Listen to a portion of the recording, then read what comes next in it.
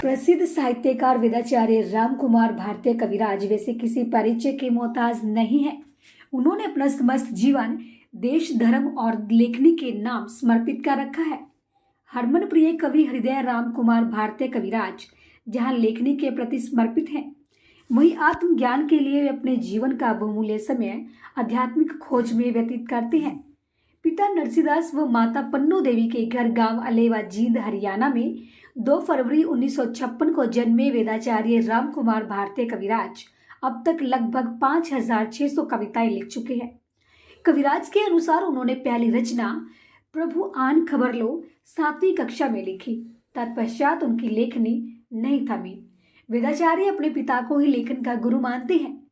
वहीं उनका कहना है कि लेखन की प्रेरणा उन्हें अपने स्वामी पिता सद्गुरुदेव पंडित नरसिंहदास महाराज से मिली, जिन्हें पढ़कर सुनकर उन्होंने लेखन की लगभग हर विधा में कलम चलाई है।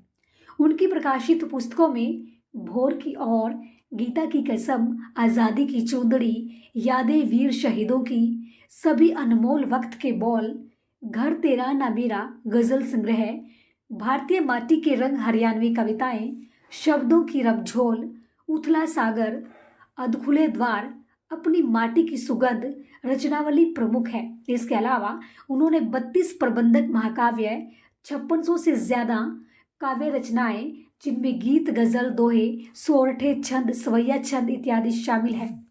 भारतीय कविराज ने संकल्प और समर्पण के बलबूते एक उच्च मुकाम हासिल कर एक मिसाल कायम की है। एक प्रश्न के उत्तर में उन्होंने कहा कि आज अति आवश्यक है चरित्र। यदि चरित्र का हनन होता है तो देश समाज का उत्थान प्रभावित होता है। इसलिए हमें चरित्र निर्माण में विशेष ध्यान देना चाहिए, क्योंकि चरित्र ही उन्नति का मार्ग प्रशस्त करता है। उन्होंने कहा कि हम खुद को चाहे कितना भी आधुनिक बना लें, लेकिन चरित्रवान होना अति आवश्यक है, क्योंकि चरित्र ही किसी की सफलता की कसौटी है। साहित्य एवं अध्यात्म के क्षेत्र में अलग मुकाम हासिल कर चुके वेदाचार्य रामकुमार भारती कविराज मृदभाषी होने के साथ साथ उच्च कोटि के वक्ता भी हैं। भारतीय कविराज के द्वारा साहित्य के उत्थान के लिए किए जा रहे सफल प्रयासों को देखते हुए बहुत सी सरकारी, गैर सरकारी संस्थाओं द्वारा उन्हें सम्मानित भी किया जा चुका है। स्पेशल न्यूज वेदाचार्य रामकुमार भारती कविराज के उज्जवल भविष्य की कामना करता है। वर्तमान को पकड़ ले उसको योगी जान, वर्तमान को पकड़ ले उसको योगी जान, पल भी सो ठहरे नहीं, कैसे हो पहचान।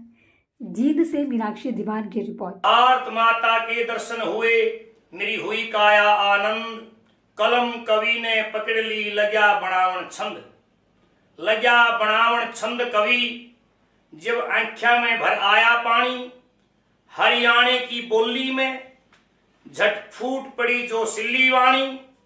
राष्ट्रीय त्योहार 15 अगस्त, 26 जनवरी जरूर मनानी। अड़ेवा हिंद में बैठ कवि ने वीर शहीदों की लिखी कहानी।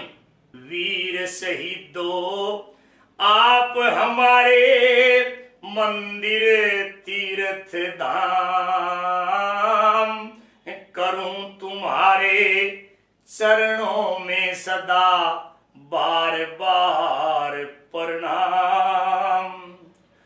तुम हो महाराणा प्रताप शिवाजी, पृथ्वीराज चौहान, गुरु तेग बहादुर, जयमल फतेह, शहीदगंज बलिदान।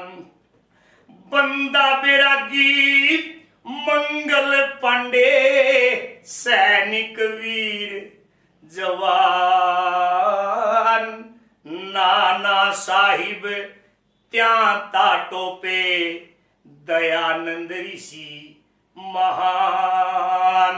हेमू बक्काल गोपाल रेवाड़ी,